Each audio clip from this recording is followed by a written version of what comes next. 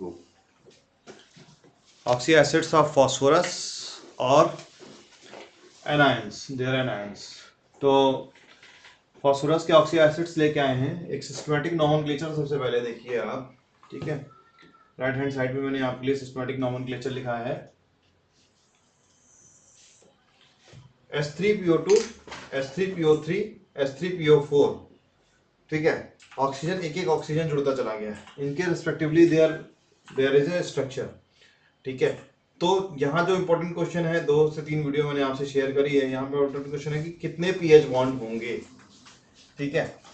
तो ये हमने इंडिविजुअली डबल बॉन्ड के साथ शेयर कर रखा है कि सब में पी डबल बॉन्ड ऑक्सीजन तो है ही है, ठीक है।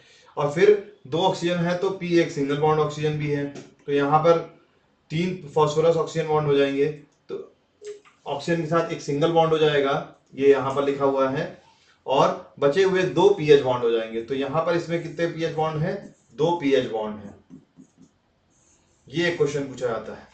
यहां पर कितने पीएच बॉन्ड हो जाएंगे? एक पी डबल बॉन्ड ओ हो जाएगा इस तरह से, ठीक। 2 बाकी के जो बचे हुए 2 ऑक्सीजन है, एक ऑक्सीजन कंज्यूम हो चुका है, जो 2 ऑक्सीजन है उनके साथ एक फॉस्फोरस ऑक्सीजन सिंगल बॉन्ड, एक फॉस्फोरस ऑक्सीजन सिंगल बॉन्ड लग जाएगा। और 3 हाइड्रोजन में से 2 जाकर के ऑक्सीजन के साथ अटैच हो जाएंगे। तो एक ही हाइड्रोजन बचा रह गया यहाँ पर। तो यहाँ पर एक पीएच बॉन्ड हो जाएगा, ठीक।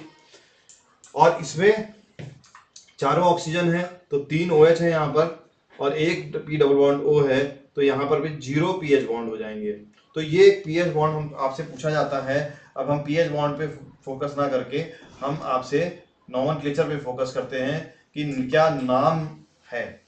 तो यहाँ पे ऑक्सीडेशन स्टेट आप देख सकते हैं कि ऑक्सीडेशन स्टेट क्या है। एक्स एक्स एक्स करके आप निकाल सकते हैं कि हाइड्रोजन की +1 मल्टीप्लाइड बाई 3, इस तरह से निकाल सकते हैं। Plus x plus -2 multiplied by 4। तो यहाँ पे फॉस्फोरस का क्या आ जाएगा? पी की एक्स की वैल्यू क्या आ जाएगी? +5। तो यहाँ पे +5 आएगी। हमने हर एक स्ट्रक्चर वाइज निकाली है। यहाँ पे देखेंगे +5 है, यहाँ पे +3 है, और यहाँ पे +1 है। तो +5 +3 और +1 है, ठीक।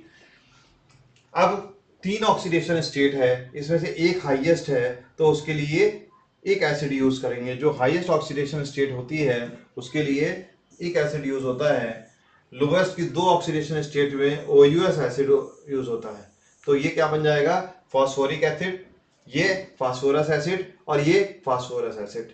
लेकिन S3PO3 भी फास्फोरस एसिड और S3PO2 भी फास्फोरस एसिड, तो ऐसा नहीं है। तो कैसे करेंगे? एक में डिफरेंट ऑक्सीडेशन स्टेट है और दूसरे में डिफरेंट ऑक्सीडेशन स्टेट है।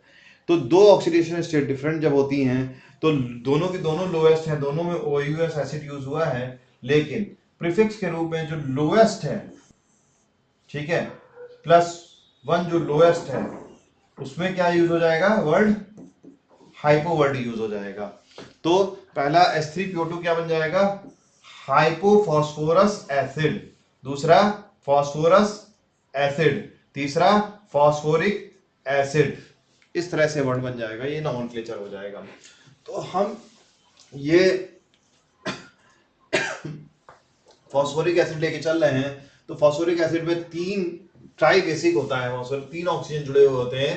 तो दैट इज 3 बेस से ये एक एसिड का मॉलिक्यूल 3 बेस से कनेक्ट करेगा, तो दिस इज ट्राई बेसिक।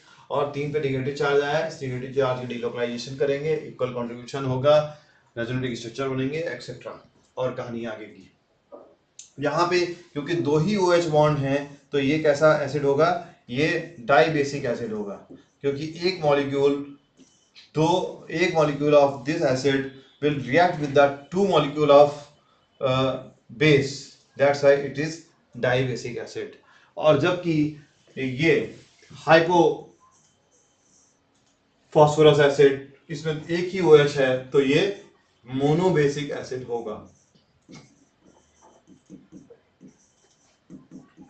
ठीक है, ये आपका था फास्फोरस के एसिड्स और उसके एनायंस। इसी तरह से हम क्लोरीन के केस में नेक्स्ट स्लाइड में डिस्कस करने जा रहे हैं, क्लोरीन के साथ उसके ऑक्सी एसिड्स और उनके एनायंस। Thank you class.